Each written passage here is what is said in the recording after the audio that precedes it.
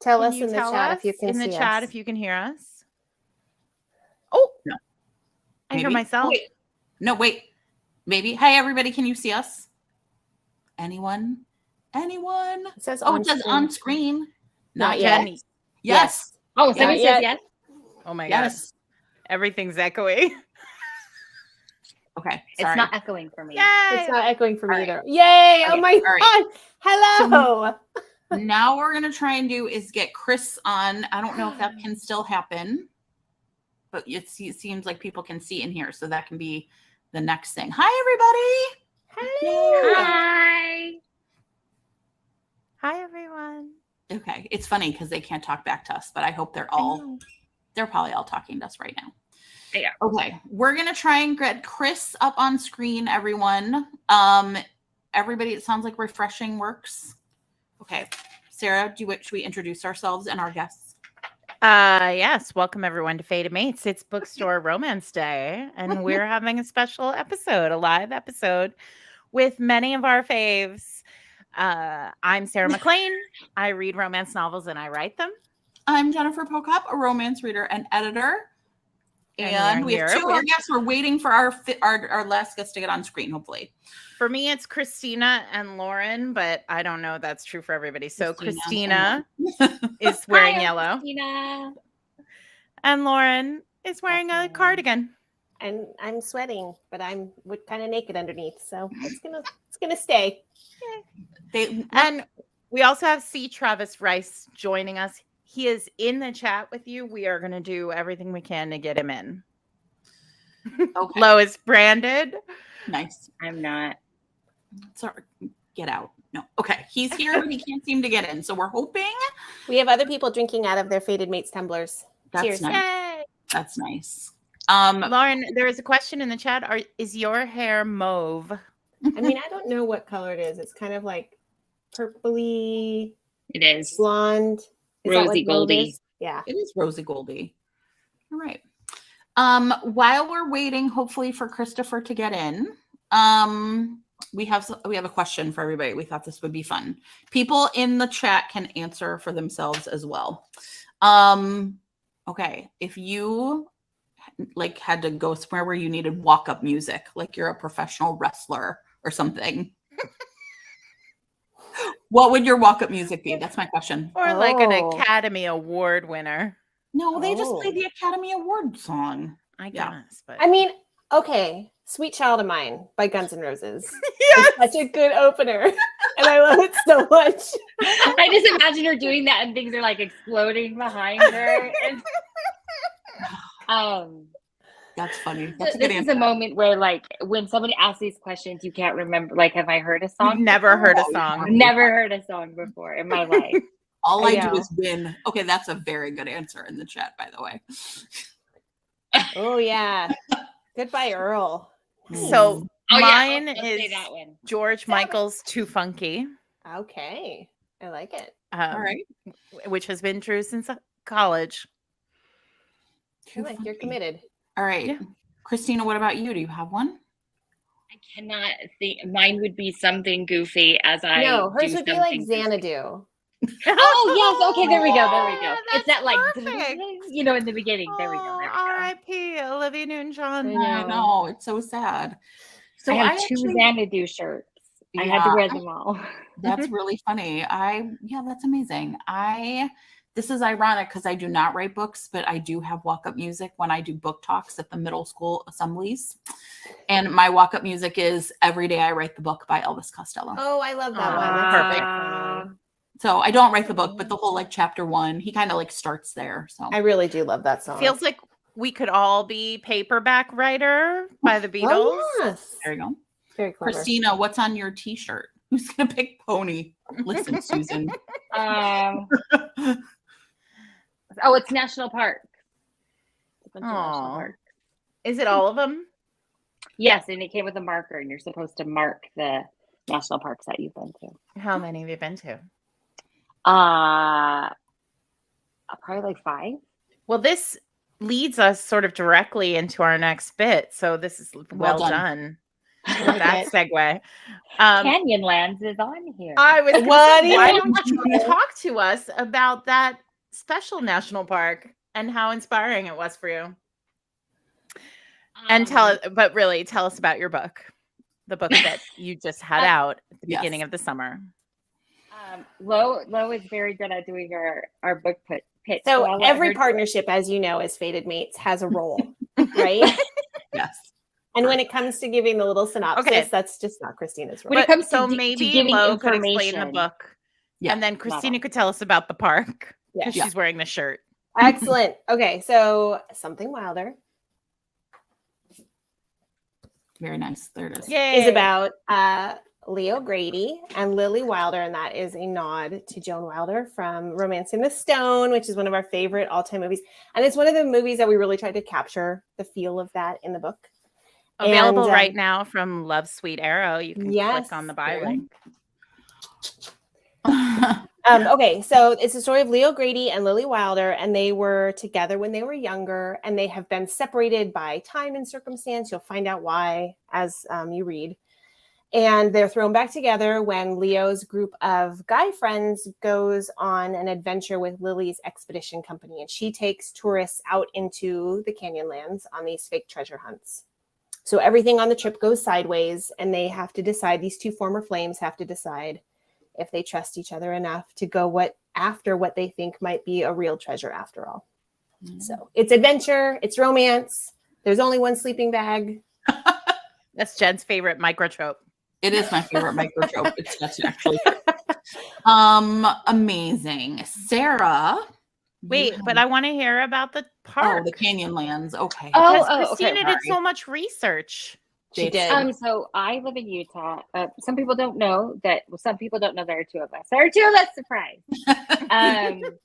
I live in Utah. Lo lives in Orange County, California. And as some of you might know, Canyonlands National Park is in Southeast Utah. I am in Northern Utah. But when we were sort of outlining and working on this book, we rented a house together in St. George, which is Southern Utah. And as we looked out this like sliding glass door, it was just like red mountains. And it's just so beautiful. The dirt is literally red.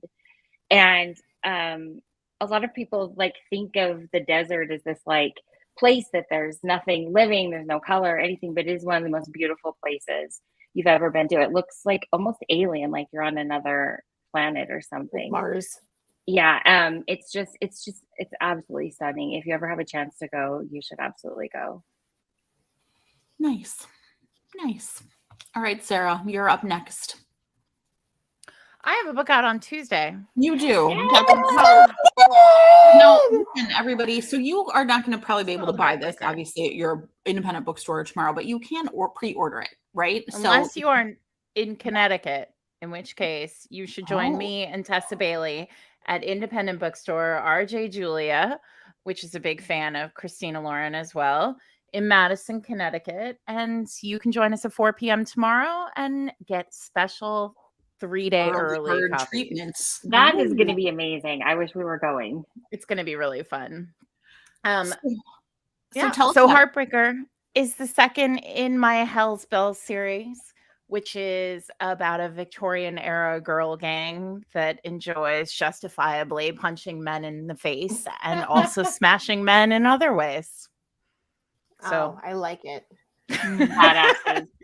But this is about the Hell's Bells are a gang of many women, but the four who are the first 4 books in the series, let's say, cross your fingers, are a femme fatale, who is the heroine of Bombshell, Adelaide, a remarkable thief, Imogen, who is an explosives expert and chaotic in all ways, and then Duchess, who is the one with the plan. And so this is Adelaide, who has stolen an item from a duke and is now on a race across England to save a young woman from possible certain death. So lots of people really... Sorry, go ahead. You know what comment I keep seeing over and over again? Number one, that it's fun, but that it is dirt. Hey. I keep saying that Every too. TikTok, every Instagram review, everything is like, Well, it is dirty. Okay, but he's it takes like a little bit. daddy. It takes a little bit. Like there's like a little bit up front, and then the reader, there's like the what we call the unresolved sexual tension for a little while. And then it's just like amazing. So there's like road trip, there's like a little bit of danger, there's a little bit of sick bed healing, and then there's like several chapters of daddy. I have to say, when I am not done with it, as I was reading it, there's like this beautiful, like this like wedding. You think it's just going to be a normal wedding, and then all hell breaks loose, and I was like, of course, here we go. Chapter 1. It's great. Our Fated Mates episode coming up on Wednesday will be about the episode. No spoilers, or about the book, so no spoilers. So if you want to hear a whole lot more about Heartbreaker, you will be able to do that on Wednesday. Kristen is asking, is there a good girl? And I have to say, Kristen, I think you'll be pleasantly surprised. I think somebody just said good girl is uttered. Is uttered. That's amazing. I highlighted it. That's awesome. Okay. We're still hoping Christopher Rice will get back in. Okay, so here's our question, everybody, in honor of Bookstore Romance Day. Talk to us about your favorite. Oh wait, do you have an update for us? Updates? No, I just lost the screen. Sorry. Okay. I'm back. Okay. Tell us about your favorite indie bookstore and why you love shopping there, or why you support it, because all of your books are available, all of you, at indie bookstores. So tell us about that. Okay. I mean, I don't know. What? Poor Christopher Roman. Christopher looks like he cannot get in. But then can we talk about Sapphire Sunset? Yeah, let's talk about his book before he goes. Yeah. So, yes. And he has a giant Amazon billboard today. Yeah, I think it's a different book, but his series is so good. It's like gay Nora Roberts, and I love it so much. It's really, really good. And honestly, the second book is so much. The first book, it was amazing, and I was just like so obsessed with it. The second one, I think, is even better, which I think is a really hard thing to do in a series, which Sarah McLean also just did with Heartbreaker. So.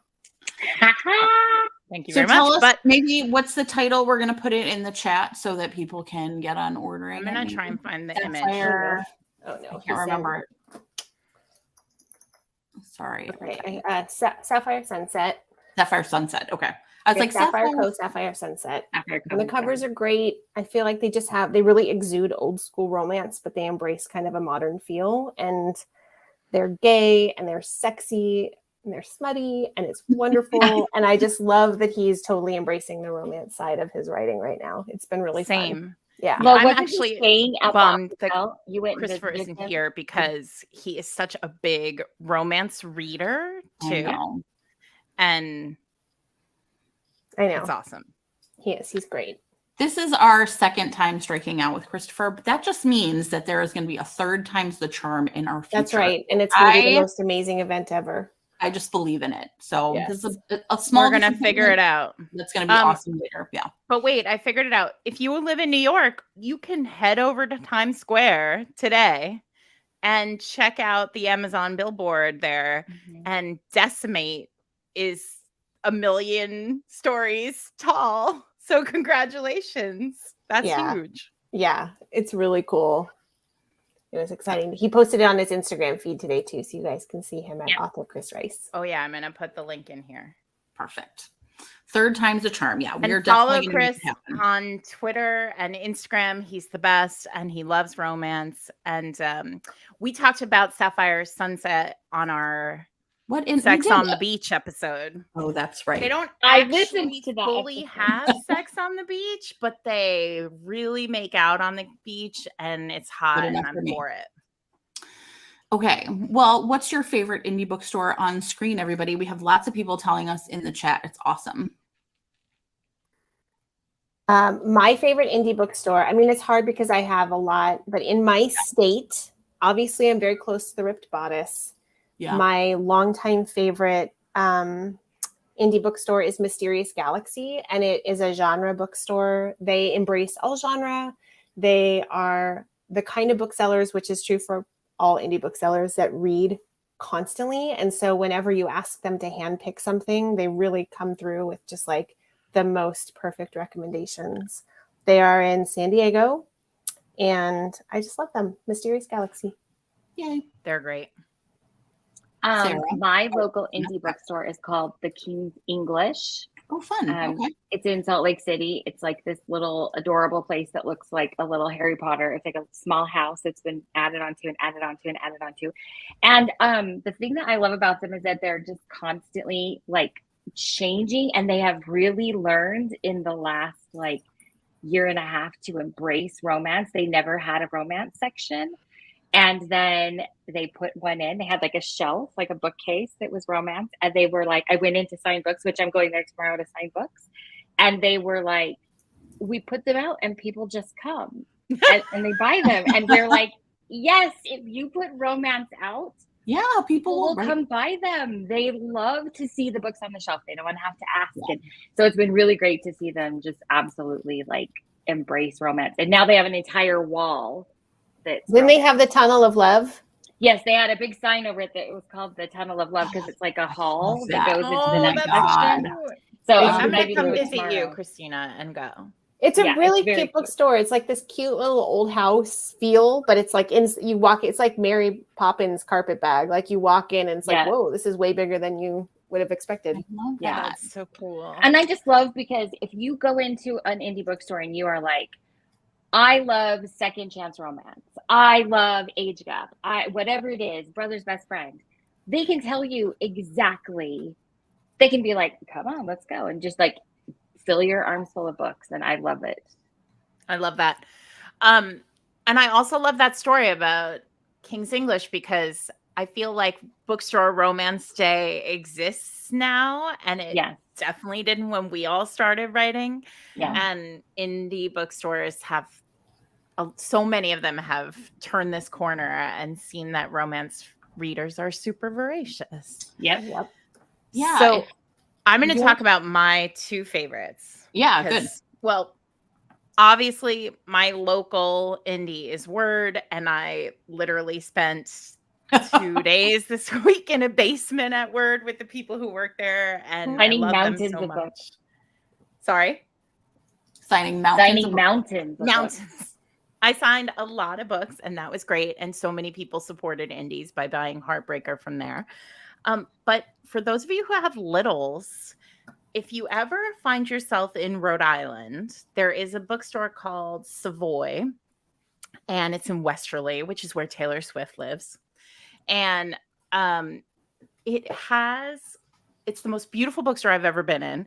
And it has these magnificent little fairy houses built into the molding at the floor. Oh so if you crouch down and you can open a door, and then there's like a little fairy's room that is full of little miniature books and like little libraries. And if a child leaves a note for the fairies, the fairies write back.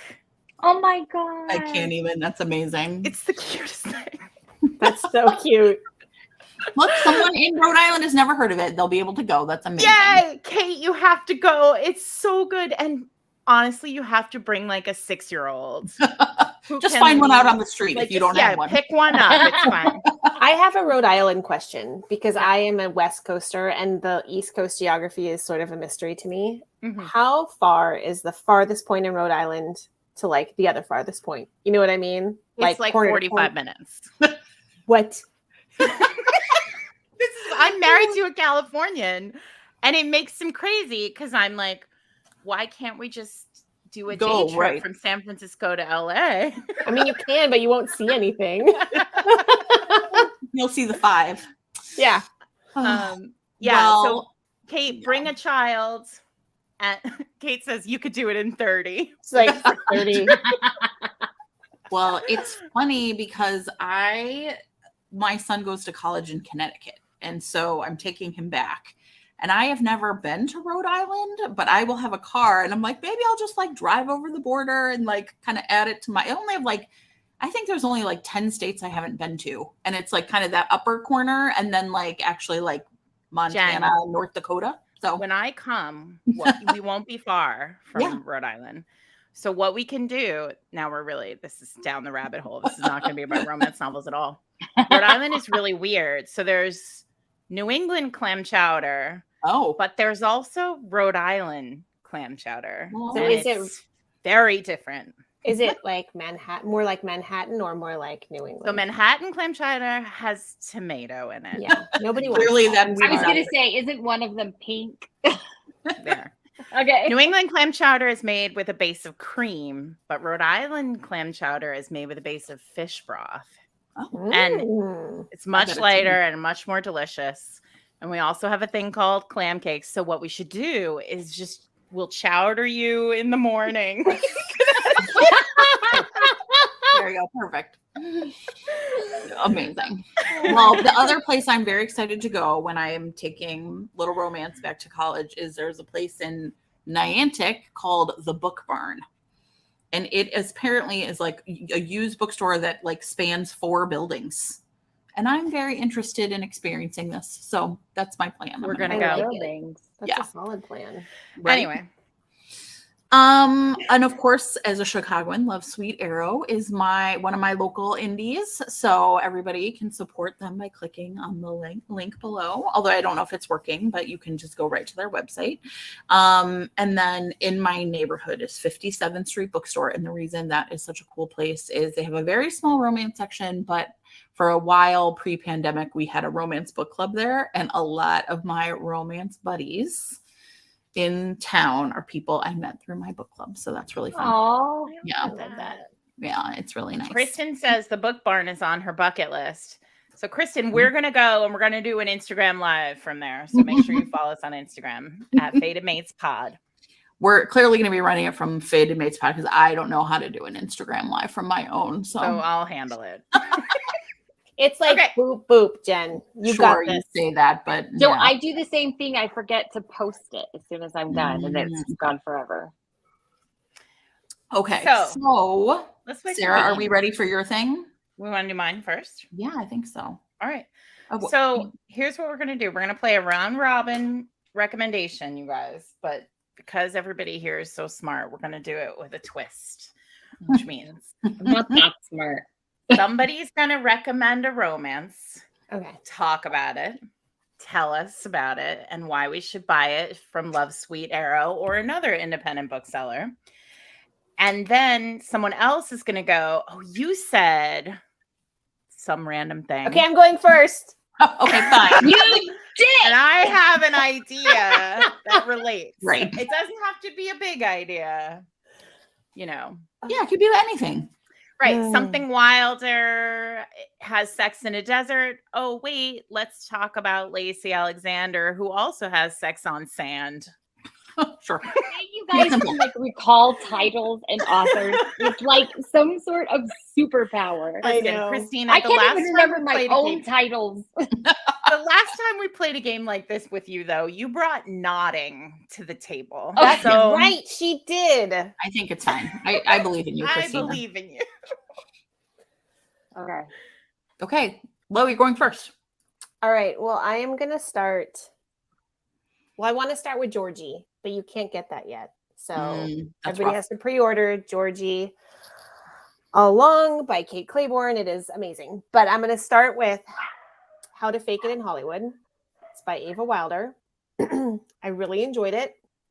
The premise is he is an actor, kind of a like 40-something actor. He's had lost his best friend. He's down and out, dealing with alcoholism. He's got to like get his stuff together. She is an up-and-coming younger actress, and they want to kind of get more exposure and bigger roles for her. So they have the two of them fake date. He needs an image improvement, and she needs a boost in her visibility. And so their publicist puts them together, and they do not get along at first, and then they really do. And I just loved it. It felt very real. It was like very well written. I really loved it. And I begged her for her second book today, and it's in my inbox.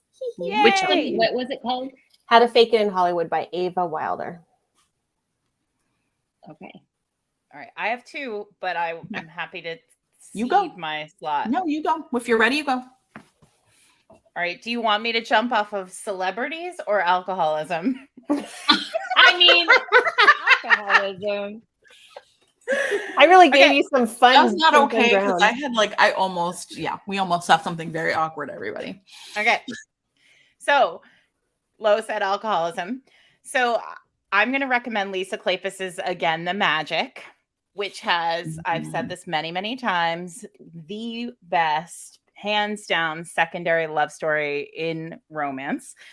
The main love story, however, is a long time second chance love story between 2 absolutely wild about each other best friends who are forced apart because of class differences. He works in the stables. She is the lady, like she's the daughter of the Earl. They fall wildly in love. They're teenagers. They like explore with each other, but he won't have sex with her because he understands she has to keep her virginity. And then he gets sort of run off the estate and she chases him away in kind of a Harry and the Hendersons style. I don't love you anymore. Get out. Harry and the Hendersons. That's one of my favorite micro tropes. And then he comes back rich and handsome and perfect in every way. And he's there to punish her and show her what she's missed and ruin her family and everything about her. But he loves her so much. And she, of course, had a tragic thing. And there's a big secret, and it's all remarkable because it's Lisa Kleypas. And the secondary love story is this beautiful love story between a jaded American bajillionaire who is an alcoholic and her younger sister who is broken in her own way. And they heal each other, and it's amazing. What is this one called? Again, the Magic by Lisa Kleypas. Oh my God, Christina, listen. Okay, you have to order this book right now from your local independent bookstore. Lo's gonna be back. Okay. Or from Love Sweet Arrow. It is. It's two romance novels in one. It's great. It's so good. Okay. Christina, do you want to go or do you want? I cannot think of anything at this moment that has to do with like Harry and the Hendersons and alcoholism. Like alcoholism. Second chances, childhood love story. Big tragedy. Like you guys, I like read nonstop, and I'm sitting here like going through my Kindle, like what happened? Funny. All right, Jen. Far-reaching. You need one that has lots of things. I know. It's really funny. Okay, I'm gonna tell you about let me think. See, I was like, I really thought Christina was gonna pick it up. So I was like, yeah, it's fine. Okay, I'm gonna tell you actually about, like, I was really interested in the thing you said, which was like someone feels broken, right? Mm-hmm. Okay. So I am reading a book called Ride the Wreck by Max Walker. Wow. And before I tell you about this book, I'm going to actually tell you about how I found this book, because I think this is something everyone should do. So I met this author at a Polycon, and he was sitting at a table. And one of the things about, like, if you ever go to a big signing and there's just like gazillions of authors, it's so easy to like just go to the authors you know. So one of the things I like to do is go to like a couple of authors I've never heard of before and say, and this is what I said. So I met Max Walker, and he was sitting there, and I was like, okay, what's your best book? And he was like, well, you know, like, he tried to be all coy. Like, I don't have a best book. And I was like, look, we all know that you know which one is the best. Which one is your best book? I can absolutely see this. Right? I was totally like, berating this poor person. Listen, sell it to me. Which one is your best book? You know. So he gave me this one. And here's the part that's that I really love. So there are two, okay. The character who feels a little broken is named Elijah. And the reason he feels this way is he is pretty young, like kind of mid-20s. He is a drag queen, but he has been getting threats from any kind of like vague threats, and they've been escalating. And he is so scared by this happening that he feels like he has to maybe stop doing drag, right? Because he just feels like I'm gonna, you know what I mean? And so this is like really hard for him because he loves it. It brings him so much joy, but he's afraid he's like literally putting himself in danger. So the other hero is named Ryan Diaz, and Ryan is part of, this is actually really cool, part of a gay detective agency called Stonewall Investigations. And what they do is they essentially, like, everyone is gay or trans or whatever, right, in the queer community. And they like especially try to help people in their own community. So Elijah, of course, looks up with Brian, and they're going to like find out, like get to the bottom of this. And there's like a serial killer on the loose. I mean, it's like really like almost like a romance mystery. But I really was sort of taken in by it, and I just really, so anyway, if you're ever somewhere and you see an author and you're like, just that's a strategy I really like, is like, give me your best book, and then it's a great way to meet new authors. And then when you go to those big signings, you're not just like kind of churning through the same authors you already know. So I love that. It's a great recommendation. Yes.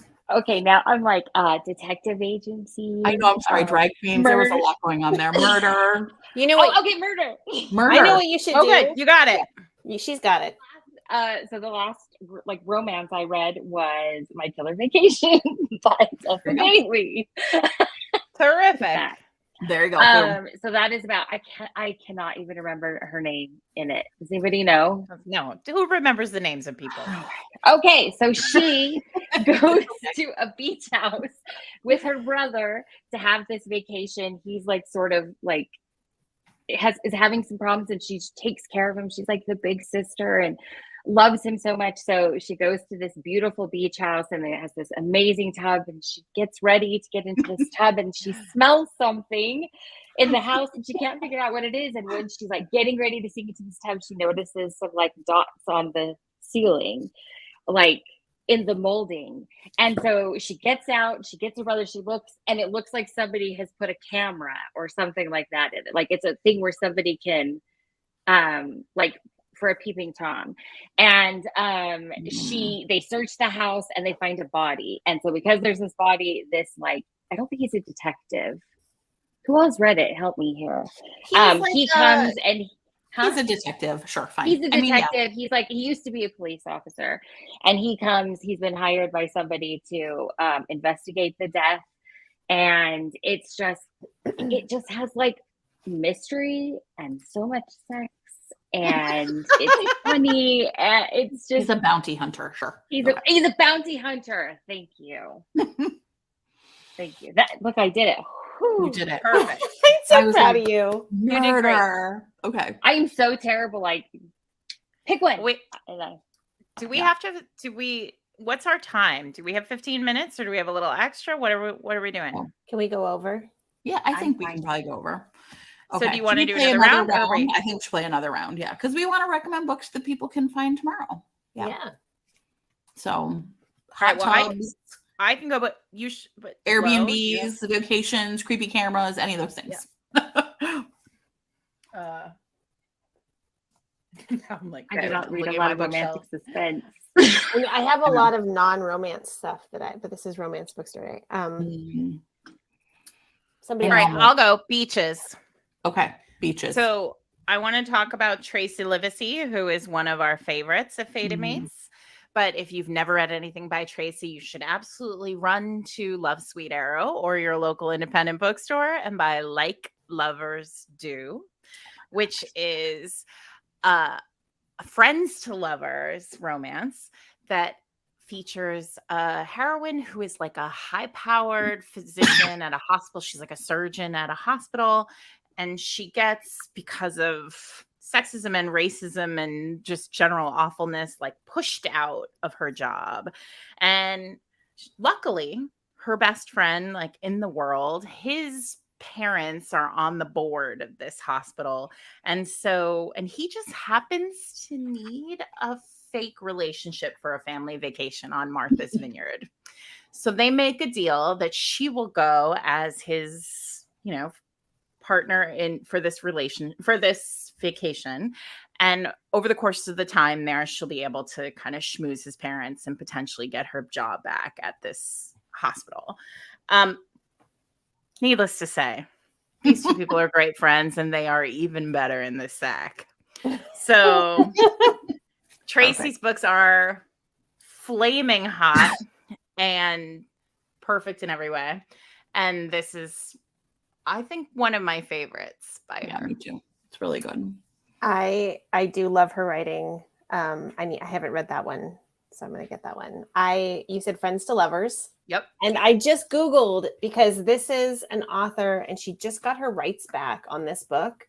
So I'm going to ask her what she's doing with it, because I'm going to recommend it. Jen has also read it. Everybody needs to get it. It's called Loud Is How I Love You. Oh, it's so by good. Mercy Brown. And for anyone who was in the sort of heart of their 20s in the 1990s, this book is for you. It is like so nostalgic. It's considered historical romance now because it takes place in the 1990s. No, ma'am. By a lot of people. I was cracking up because all of the there were a bunch of reviews that were like, this is such a cute historical. Anyway. I mean, whoa. Cute historical. I didn't know she got her That's rights back. insulting. Yeah. So it had been published with a traditional publisher, but it was digital only. And she has rights back. So I'm hoping that she puts it back out because it's wonderful. And the story is Emmy is the lead singer of this band. I forget what the band is called. Soft. Oh my Something God. on I the floor. cannot believe she even remembers. She read this like 8 years ago. But I've read it so many times. And he is the guitarist. And they have been in this band. She has a super strict rule. You do not hook up with a bandmate. That does feel appropriate. Of course, she sleeps with her guitarist. And it's this like small band of her and like 3 or 4 guys. They're all super tight knit. And it is like this incredible sex. And he is this tall, lanky, shy, like Timberland boot wearing, like shaggy 90s, alternative guitar hero. And he's so sweet.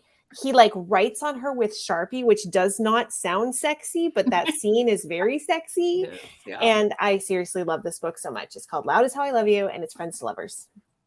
Nice. And I love it. All right. Okay, you said it was historical. I mean, I was kidding, but I want you to run with it. Go. Well, so the first one that I thought of was To Have and to Hoax. I mean, obviously there's like amazing historical authors sitting right here. But I can't remember who wrote To Have and to Hoax. It's Martha Waters. Martha Waters. And I cannot remember the summary of it right this very second. So the next one I'll say is Angelica Frankenstein. There you go. That's a great one.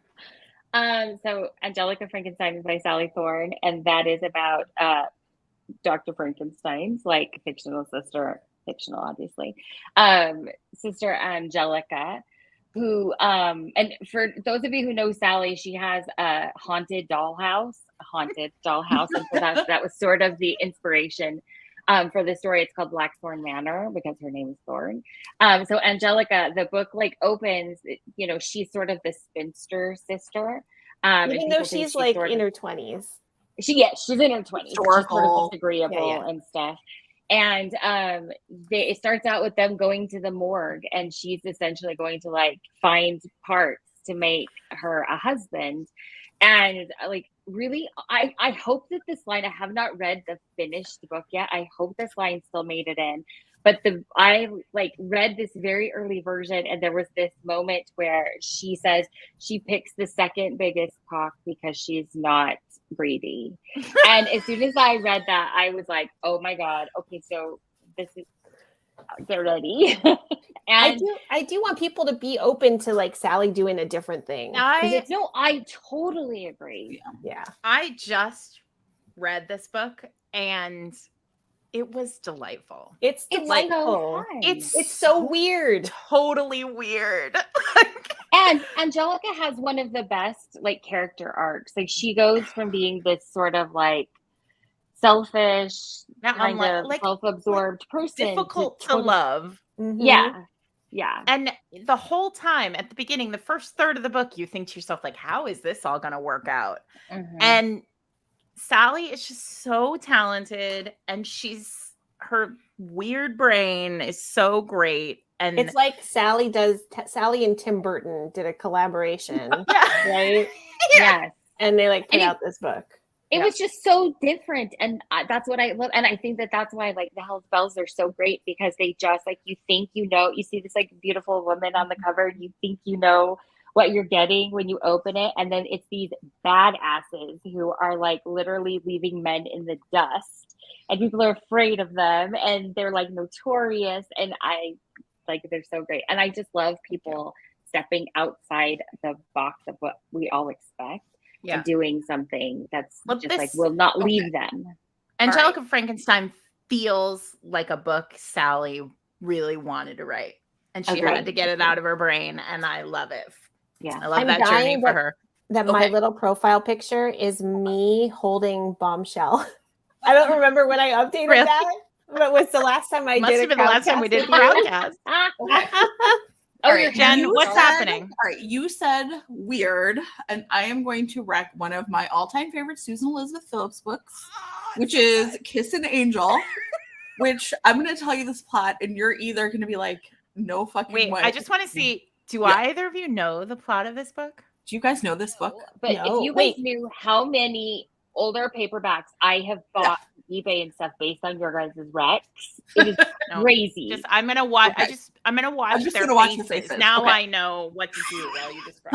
I'm like, I don't even think I'm like, I need to clear it all out. Okay, so this book starts with Daisy is our heroine, and it is basically it's her wedding day, and her father is like, you can either go to jail essentially or get married to this mystery man I've chosen for you.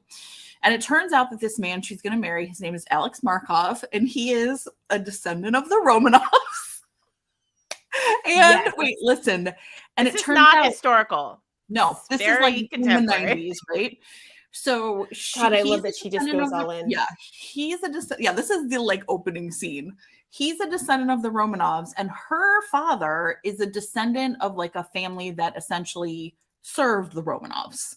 And so her father has this dream of like putting these two together, because he's like, I will basically be carrying on the proud Romanov line with my DNA, right? So Daisy gets married, and she's he's like a art history professor and has like a place in Connecticut and drives a nice car. But in the summers and when he is on sabbatical from his university, he goes and works at a circus.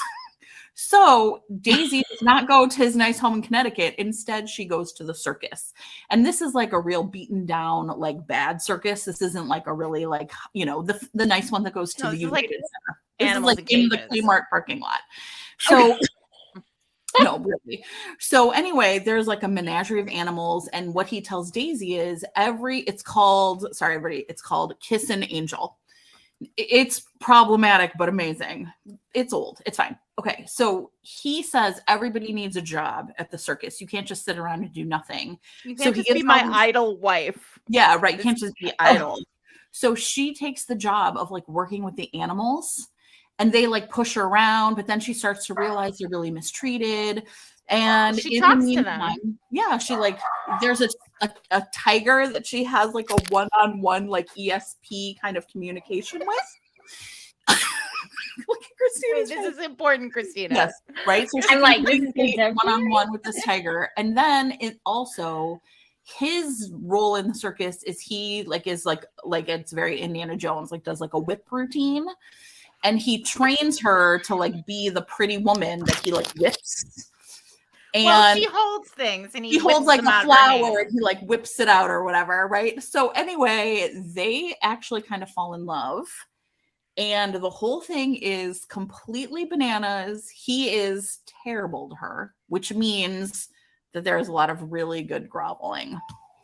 And I read the greatest grovel in romance. Yeah, it's the greatest grovel in romance. And you know what else? She is like really like you were talking about Angelica, like I don't know, like kind of on a journey. Daisy's on a journey, right? Her entire life, people just thought she was flighty and dumb.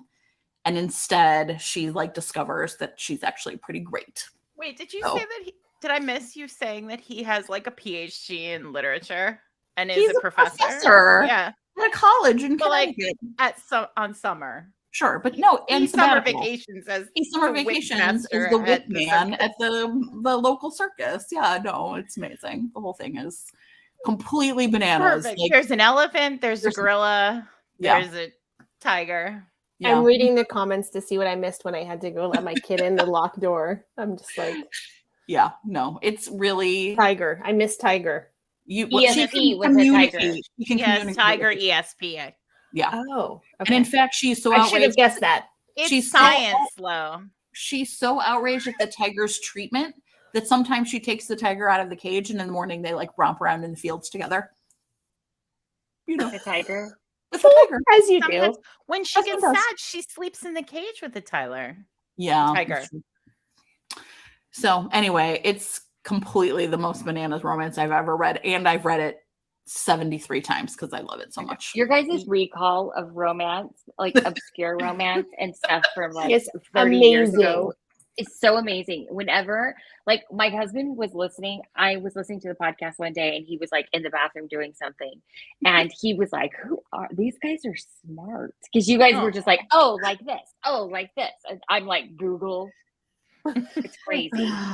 So good. Well, you can order all of the books that we talked about today through Love's Sweet Arrow or your local independent bookseller. Mm-hmm. Even the one that Jen just talked about is still in print. Oh yeah, it's still in print. It's Susan Elizabeth Phillips. Oh, okay, what year is it? It has a very different cover. I want to say okay, the cover. Yeah, 1996. Okay, man, covers have changed. Yeah, they have. Wait, let me see it again. The cover. Look at here's another one from that same era. I really like these covers. Yeah, sure. Can I tell you something else? Something I noticed. Okay, everyone knows I love this book. I love this book. This is a book you will be able to find on the pages tomorrow. And I was looking at the other day, and I was like, okay, I have these cute little cards it came with. Look at them. Okay, so sexy. I was like looking at this. There's like a like what should be a step back right here, and instead it's just like a praise, which is nice. But I was like, give me a sexy photo. Yeah, okay. So for anyone who hasn't yet read this book, it's amazing. Yeah. I have two friends who just started reading it, and I told them they have to read it, and it's so sexy, and the banter is so good. Yeah, and they've been melting down in my DMs, which is, as you guys know, it's the most satisfying feeling when you like recommend a book and people read it and they just like lose their mind to you in private. I just love it. That book is great. It's so good. And the next one is going to be. Oh my God, On the Hustle. I was just going to ask when that comes out. So good. October, I think. October. Yeah. Holy cow. I know. She's fast. She's fast. What's a step back? Somebody said this is a great question. Oh, here. Oh no. I got one. It has one. Here is. Oh, look at you. Okay. Oh wait, I got that one too. Yeah, when you open, like when you have a historical and then you open it and there's like the sexy photo, that's called the step back. Right? This is Callie and Ralston. Yes. And you can't get this anymore. It doesn't exist. Yeah, you can find it on like eBay. Yeah, yes. It's Hattie and Beast. And this is Hattie and Beast, and you might be able to get Love Sweet Arrow. You could call them and say, hey, Love Sweet Arrow, what do you have of Sarah's that has a step back? Yeah. Heartbreaker does not have a step back, but it does have a back. Yeah. It has a back. I don't know if you can see, but his hand is really going for gold there. Wow. So I had that on my table the other day, and Mr. Reed's Romance was like, is this Sarah's new book? And he's like picking it up, and then he's like reading the back, and he was like, and then he just like walked away to think whatever thinky thoughts he's thinking. I love that Sarah got to be there for like the photo shoot. And yeah, I did. Not this one. Put your this hands was a here. Pandemic one. But this one, really grab it. I was there for this, and it was hot. Okay, we have this man hugged me, and he made me feel like feelings. You know how romance heroines are always like, he hugged me and I felt small. Like that's not common for me. And I was like, "Ooh, yeah, let's do it." That's I mean, Okay, what's up. someone hug. wants to know if Word has any of your covers with step backs. I think they do. Like most of your covers have step backs. Yeah, but what's left? Yeah, they're I not. will tell you, Word has a copy of One Good Earl Deserves a Lover with a step back, which I haven't seen in a long time. And they also have some 11 Scandals with step backs, and everything else you'll have to ask them for. Are they not printing them on the newer ones? Step backs are Is that gone. because like printing, there are some like they're like, okay, we're just not gonna be able to do the embossing, like a pandemic thing? I think it was a pandemic thing that now is just A thing. Okay. it was lost to the ages. Yeah. So So if you're save your step backs, everyone. Okay. And don't throw them out. Like if you have a step back on a book and you're never going to read it and you want to get rid of it, bring it to a used bookstore or a library or put it in a little free library. Don't toss it. Yeah. Or send it to us. Yeah. Or send it to Jen. I was like, listen, I have a lot of, look at what else. Someone did send this to me. This does not have a step back, but check out this. Look at that. It doesn't need one. Everybody. Wow. Oh, Right? Look, there's Something Wilder. I want a mass market of Something Wilder with just like making out in the sagebush. Hello. That sounds amazing. Okay. We have a couple of questions in the question and answer thing at the bottom, right? Someone asked, what day is the Printers Row panel? That's a Chicago question. We think it's Saturday, right? And Sarah and Adriana will be there. I'm not sure who else is on that panel. You can follow Printers Row, and it is definitely the 10th. Okay. It's got to be the 10th because I'm leaving on the 11th in the morning. So it's the 10th. There you go. Do you have any recs for series that really deliver a satisfying arc or journey? Sarah's series always deliver on this, especially the Rules of Scoundrels. I have been rereading the Ravenels in audio. Oh yes. And the audio is so good. Audio is so good. It's the same one who does Sarah's audio now. I was gonna say, yeah. Yeah, Mary Jane Wells. Oh, that's the one I bought all of them when we were all talking about it. And Well, I'll tell you what, I like in the first book, West Ravenel is like this drunken lout. And then now I'm on his book, which is called Devil's Daughter. And he's just like, and it's because we've seen him like growing and changing over these 3 or 4 books. And so I really think this series is great. So it starts off with Cold Hearted Rake, and the second book, Marrying Winterborn, is going to be our first read along of season 5. So you should for sure, if you have not read The Ravenels by Lisa Kleypas, that will really deliver the whole arc that you're looking for. I've got one too, which is Kristen Callahan's VIP series. Yeah. The first 3. There are more, but I think she conceived of it originally as the first 3, and it's very clear. Check your content warnings because the whole series is predicated on the attempted suicide of one of the members of the band, but it is a rock star romance, and it begins with Idol, coasts right through Manage, which is Jen's favorite.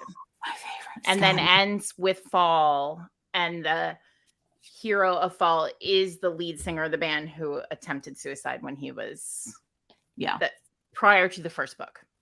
And it's great and emotional, and he does so much work on page, and it's delightful. Yeah, that's a great. One of my favorite series is the Marked Men series by Jay Crownover, and the first one is called Rule, and it's sort of like Tattoo Bad Boy, but he's like smart and misunderstood and like has a lot of like hidden depths, and it's just the trope that I really love, and she does it really well. Anyway, there's a ton of books. My favorite in the series is Rowdy, but they all have like a single name title, and they're just really great. They're a lot of fun. They're super readable. They're amazing. A lot. I have not read a ton of series books, and the one that kills me that I have not read is Immortals After Dark. Oh my God. It's a big commitment. Yeah, it is. Well, I think you don't have to read them all at once, though. Yeah, you don't. It's so intimidating. But you will probably. And I love Cressley so much. And I've read a bunch of her stuff. I've read like her YA, her what is the contemporary the series called? The Professional Game Maker series. Yeah, okay. Yeah. But I have not read Immortals After Dark, and you guys started a freaking podcast for it, and I have not read them, and I'm just like, I Now, need somebody Christina, to do a buddy read with me. Save it for retirement. Yeah, exactly. Are you an audiobook listener at all? Because I do really like the audio. If you're an audio fan, try I downloading have them audio. all on audio. Oh, you just have to listen. Okay. Yeah, okay. They're just long. This is my kind of romance buyer right there. I'll be like, yeah, I have not read that series, and I'll be like, I own them all. No, Okay. Everything. But here's the other thing too. So the Fever series by Karen Marie Moning, I feel like everybody's read it. It's bonkers, but it's I don't really think that's fun. true at this point. I don't It's think it's so true fun. A anymore. certain generation of us. Yeah. So I guess that's what I mean is like if I'd said this like 10 years ago, everybody'd be like, Everybody yeah. would, yeah. But it's such a great paranormal series. And I mean, there are issues with it that I think probably would like be updated in the modern day, but for the most part, it really holds up. And Barron's is such a great hero. You do think it holds up? Yeah, in terms of like readability and fun. I mean, there's some stuff that it's like, I mean, right. I think when you read it's older of a romance- time. Yeah, right. Another series, if you know what a series I really like is the I talked about a lot, the Jesse Mihalik series that starts off with Polaris Rising, maybe. I really like sci-fi better than fantasy, and I feel like it's harder to find. I mean, you can find alien romances on like a planet or whatever, but you know, in terms of what you can get in your bookstore, and in the and it's 3 siblings who are essentially like the highest ranking families of the like imperial, you know, like outer space lands or whatever, and so the von Habsburgs or something, and so they're like space princess, like kind of space opera, like big adventure series. And the way I sometimes tell people about it is like they're pretty low heat. I mean, there's like a sex scene on page, but like one is it's like imagine if it was like about Han Solo, but like a woman as the main character. And like I really love that whole like vibe. And the second book is about the sister who is about Bianca, is my favorite because it's like she has this really deep, dark secret she can't tell her family about because she knows how upset they will get. So I love that. I love when someone's like, I am broken inside, but I can't tell my family because they will be so upset. I just have to hold all my pain in, like put it in my veins. I want it. I think the Court of Thorns and Roses series is really good because the second book, she does something so crazy that you think would never work, and it is better than the first one, and that just never happens ever. Mm-hmm. Yeah. And I don't want to say what it is that she does if people haven't read it, but it's one of those that's like also intimidating if you have not started it. Those books are so big. They're like Bible paper. The pages are so thin. Yeah, they printed on like really thin kind of Bible paper so they can fit more on the shelf. Listen, Cindy is a librarian from out in Romayville near here, and she says, I love the Prime Dating Agency series. I'm like, what's that? Just like those 3 words, Prime Dating Agency. What's that? I'm going to get it right now. I'm like, who's the author? Cindy. The Rogues Gone Dirty series. Listen, Cindy, put the authors. Join us. Cindy, get Cindy up here. You guys, if you are in the Chicago area, I will be at the Romeoville Library with Cindy again. I did like a Valentine's Day event and it was really fun, and we're gonna do it again. Oh my God. The first one that comes up, there's like a lizard man on the cover. So I Married a Lizard Man is the first book. I married a lizard man. I married a Naja. Oh, the hidden like I married a bird man. I married a Minotaur. A merman. Billy is reminding us that one lucky attendee will win a 3-month subscription to Libro.fm. So you can listen to all these books in audio. That's so generous. Yeah. Yes. Okay. Sarah, before we go, I know we were started late, so we're running a little over. We want to hear from you all about what you are currently working on or what maybe you can tell us about that might be coming up next.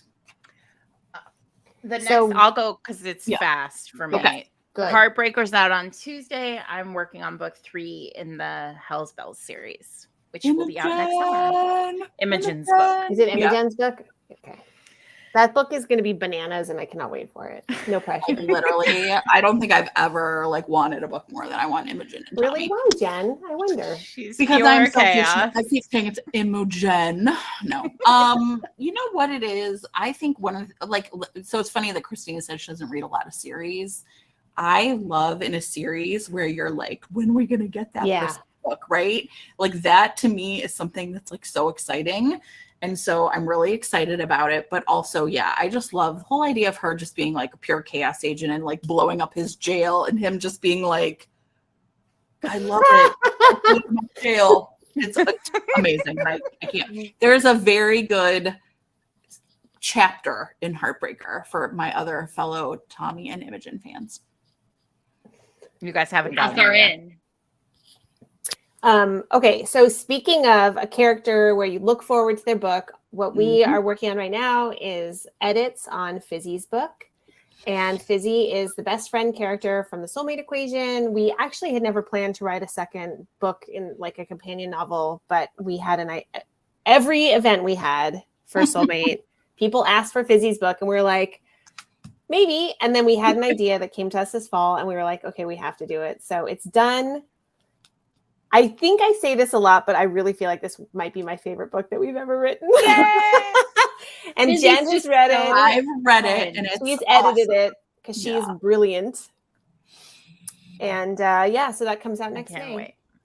When do Is I it get May? it? You have a date for it already?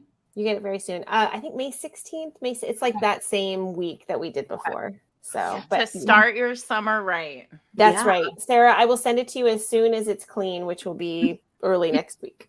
I want it in my eyeballs. All right. Let me look at the questions one last time before we go.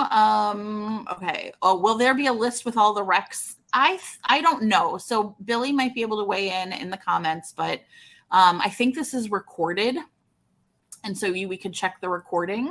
But I don't know that anybody, maybe we can go back to the chat. I assume it would be there. Okay, we talked about Histrom quite a lot. Setting his character in romance novels. Why don't you just listen to Fated Mates on Wednesday?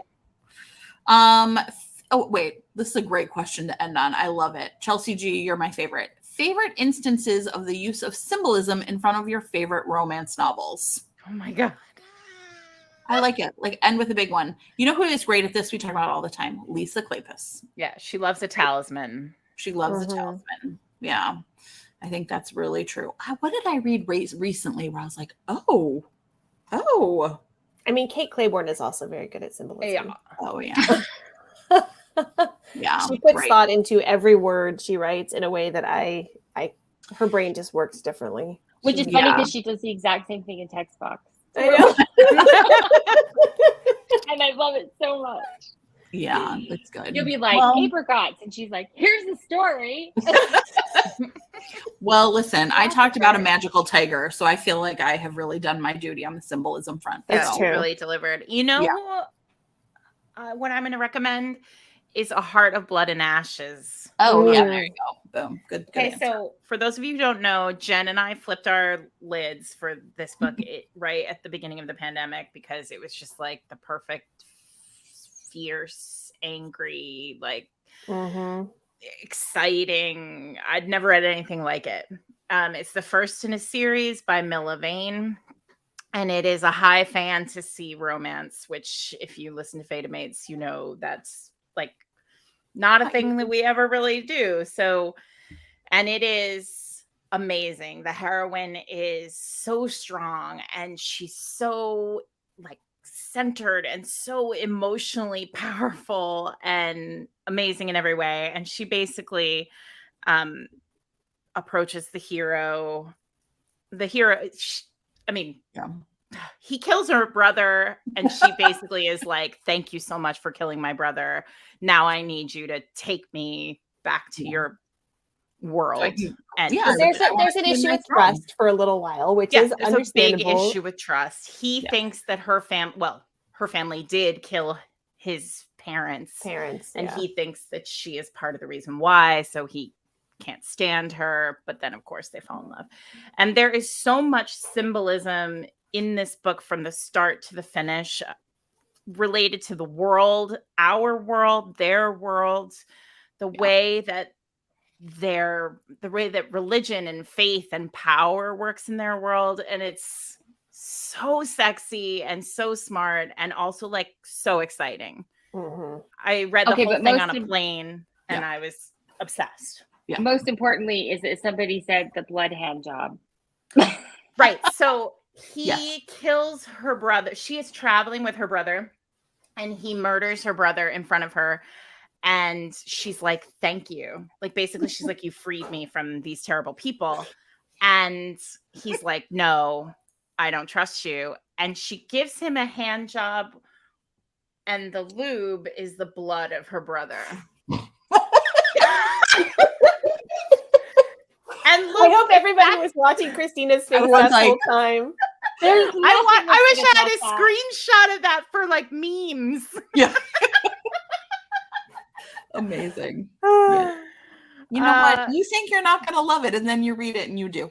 That's all. That's all I'll say about that. It's just, you know, we talk a lot. I want to read it because I want to read how somebody makes this work. It's amazing.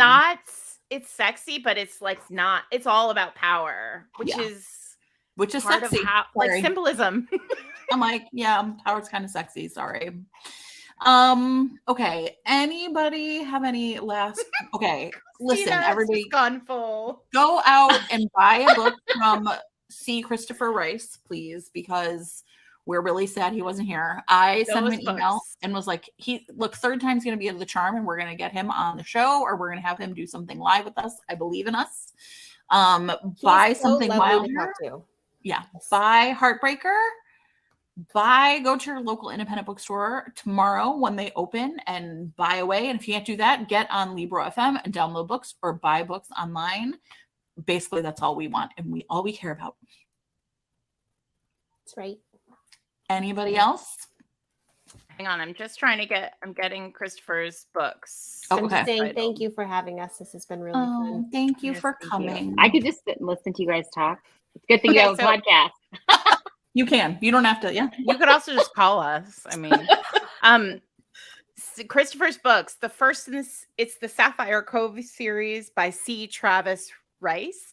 The first is Sapphire's Sunset. If you listen to Fated Mates, we talked about that on the Sex on the Beach episode. The second is Sapphire Spring. That's Lauren's favorite. And then thank you for getting the titles right, because I got them wrong, but that is awesome. That's not brand. And the third is coming in March, and it's called Sapphire Storm. And this series has a little bit of, it's not super romantic suspensey, but there's a little thread of it, and it'll just give you a lot of Nora Roberts, but make it gay is the exact, really the vibe here. Yep, it's great. Thank you, everyone. We had a great time. Have a wonderful Bookstore Romance Day. Thanks, everybody. Bye. Thanks, independent booksellers.